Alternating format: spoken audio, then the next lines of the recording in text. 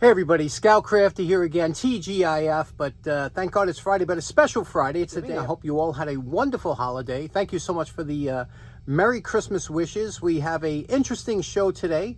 We're going to, I said we were just going to take apart a inexpensive pair of pliers and try and make them into something nice. So let's get started with that right away. Okay, next up, I have an interesting project here. I've been really looking forward to doing this. I found these pliers on Bob up at Zagray's table, 25 cents. 25 cents.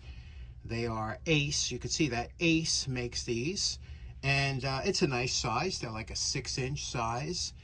This is the New England style of lineman's pliers. The jaw looks like it meets up nicely. It looks like a nice pair. It's got surface rust on there. But I said, you know, I don't know if I've done pliers on this channel before. But I thought that this would be great, especially for the new viewers of the channel. Let's, my whole channel started off with taking inexpensive tools and making them really nice. What do you say we do that with this? What do you say we take this tool and make it just out of this world nice, okay?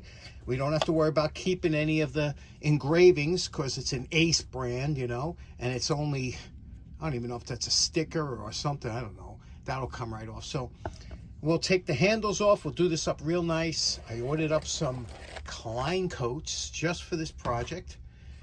Let's get started, have some fun. Now the first thing is we're going to take, I hate to take grips that are, these grips are in great shape. And I hate to, I'm not going to cut them off because maybe I'll come across another pair that I want to use them. So what you do is you open it up as much as you can. And again, before you start with pliers, the first thing you have to do is it worth restoring? These are tight as far as they're not tight opening and closing, but I mean, they don't have a lot of play to them, so it's not worn out. But let's take the grips off. So you open them up like this. And you can see they're made in, what's that, Taiwan? Yeah, Taiwan. You know how I like Taiwan tools. So we'll take this, open it up, and we'll just work the grip back and forth like this until we pull the grip off. And I think we'll be able to get these okay, off. Success. Got these off without really too much. I believe these are dipped because they look like they have a little drip mark here. So this might be some kind of vinyl coating, but it is absolutely usable again down the road. Now, underneath here, you can see what we have here. They leave the forging lines on, okay? They don't bother grinding this off when they're going to dip them because that actually helps the grips from spinning. The problem we have is when you're going to use Klein coats, to really make them pop, you want this to be silver and shiny so it shows up through the Klein coat. Otherwise, it'll just make them look dull. So we're going to have to work on that. But otherwise, you can see what it looks like here. That's it.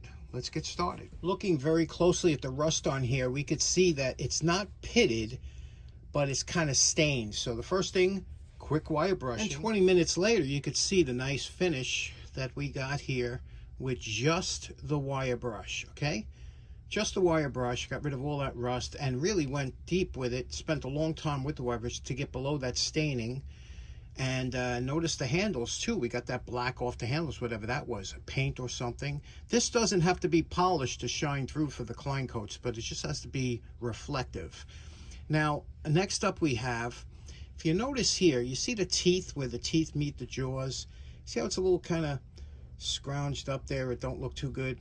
Now, if we go over this with the flap sander, this will redo that area around the grooves to make it look much more presentable. So we'll take the fine flap sander and we'll go over it, and it'll give us a better shine too on this. And then we'll hit it with the fiber wheel in order to give it a satin look again. And we'll take off that Ace on purpose.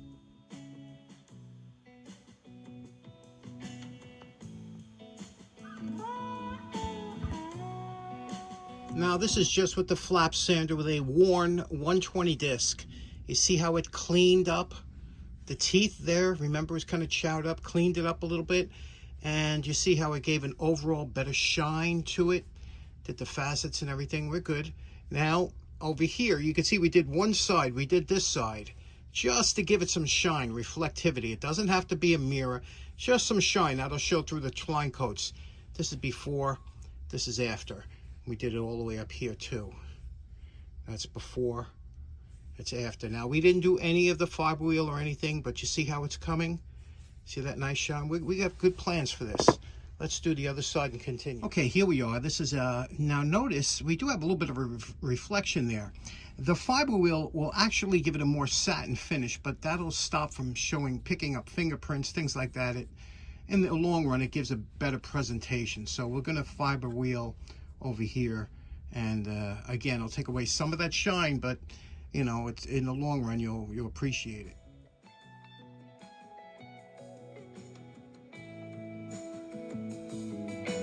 Okay, we're getting close to the, look at that, huh?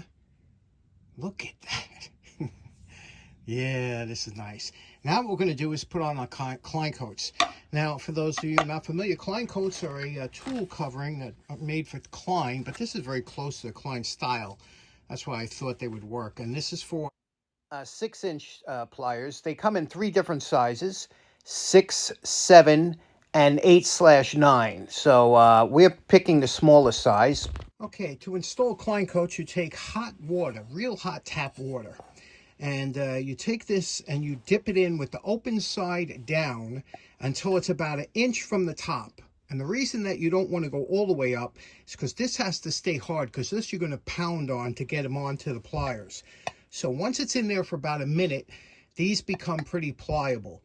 Then after that, you take it out. There's going to be really no fluid in there, but just give them a shake, put it onto here like this, and then you're going to drive it on. You're going to put on a piece of wood and drive this hammer this down. I use a rubber mallet. I bought this Craftsman rubber mallet when I was a kid, when I was putting hubcaps on my cars back in the day, and I didn't want to do it with my hand. This was professional, made in USA, rubber mallet. This has to be 25, 30 years old. Look at that beautiful grain on that handle, huh? This is when Craftsman, you know, farmed out their tools to really good companies. So we'll pound that on and I'll show you what it looks like. Okay, there we go. It's been there for about a minute. Now you got to make sure you put this on the outside like this. And you'll see it's pretty pliable. You'll be able to push it on. And you want to make sure it's straight when you're going on in the beginning. Pardon the camera angle. I can't really pay attention here. And we're going to bang this down. Now, you know my favorite part. Remember what these pliers look like before we started. And we're calling this project done. What do you think about this for a 25-cent pair of pliers? Now, we put them in a nicer category, didn't we? Let's take a look at what we did. If you look closely, you could see the finish is really nice on here. Not quite a mirror finish. It has that satin so that you don't see the fingerprints and whatnot. But we got the whole sides. Everything looks really nice. Look at that.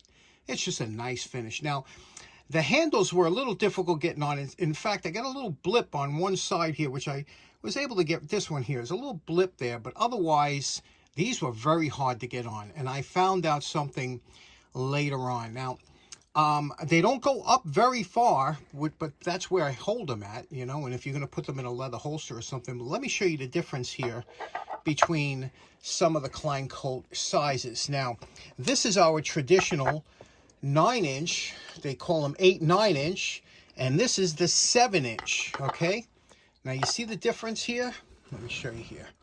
There's the difference between, actually, this would be 6, 7, and 8, 9. I think that's the way they're kind of designated. Now, these are much thicker and made for a thicker handle, these two, than this one. Do not buy this for standard size handles, because I had to use a heat gun to get these on. They just were super hard to get on. And once you get them on, you'll never get these off. You got to cut them off. But these, on the other hand, but you see, these go way up on the shoulder, which I got to tell you something I prefer. You know, I would have liked them to come up maybe a ½ an inch more, but I could always, you could cut the bottom of that and move it up if you were to think of it. I don't know. Let me know your thoughts on that. But that is the Klein coats, 8, 9, 7, 8, I think, and this is the 6-inch. These might be for the smaller, but you can see the difference in how it looks through there, that candy apple, and it does have a real nice feel to it. These are real nice pliers. Really nice. And to test out the jaws here, listen for the snap test. You hear that shooting across the shop? So it's nice and sharp. You can always tell when you look at them. You gotta give a good look when you're looking at them. Make sure you don't have any holes or anything. But for a 25-cent pair of pliers, they cut very well. Okay, next up, real quick, I want to show you something I got my sister for her birthday and Christmas. Check this out. Do you know what this is here? What's in here? Well, you'll know. Some of you will know right away what this is. Some of you will not. But for those in the know, check it out. Isn't that cool? I always wanted one of these. Yes, this is from the movie Jurassic Park. Okay? Jurassic Park. And this is, if you've seen the movie, this is kind of the catalyst for the whole movie, that they get the DNA from this mosquito. And if you look here, this one, some of them, you got to be careful when you buy these eggs online. They come from overseas, and some of them are just a flat silhouette, just flat. So when you turn it this way, you see just a flat line. This one here is a 3D type, and you can see here that it does have the full 3D, and it's you can see what it looks like in there in all angles, but it looks really cool. And I always liked this. That was a great movie, huh? Especially when you saw that thing on the guy's cane and you realized what was in there. So that mosquito looks prehistoric, doesn't it? What do you think about that? Okay, so in closing, it's actually Christmas Day now that I'm filming this, and this will hopefully the video be released tomorrow. But interestingly, what happened yesterday on Christmas Eve, every once in a while a mouse gets into my house, as some of you longtime viewers will know, and my cats are very good at catching them alive and uninjured. They think I enjoy them bringing it to me, so they actually caught this one mouse and kind of trapped it in the bathroom, and I got it into a little canister, and I was going to release it. I usually release them behind the garage when the weather's not bad. I release them behind the garage, and there's I got a little brush back there that they can get hidden in. But what happened was I looked at this mouse and I said, wow, this mouse kind of looks different, looks pregnant. And I thought to myself, what kind of maniac would let a pregnant animal go on Christmas Eve? Because you know who else was pregnant on Christmas Eve, right? And I said, oh, God, you know, it's bad karma to let a pregnant animal go out into the cold on Christmas Eve. So I have it down here in the fish tank. Do you think it looks pregnant? Take a look at that. Take a look at that girth on that mouse. I don't know if it is or not. We'll know in a couple days, you know. If it's just fat from eating all the food in here, maybe I'll just let him go later on. But we'll give him a couple weeks or her to see what happens, and I'll keep you informed. So anyway, thanks so much for tuning in. I hope you have a great weekend, and we will see you again on Monday. Take care now. Bye-bye.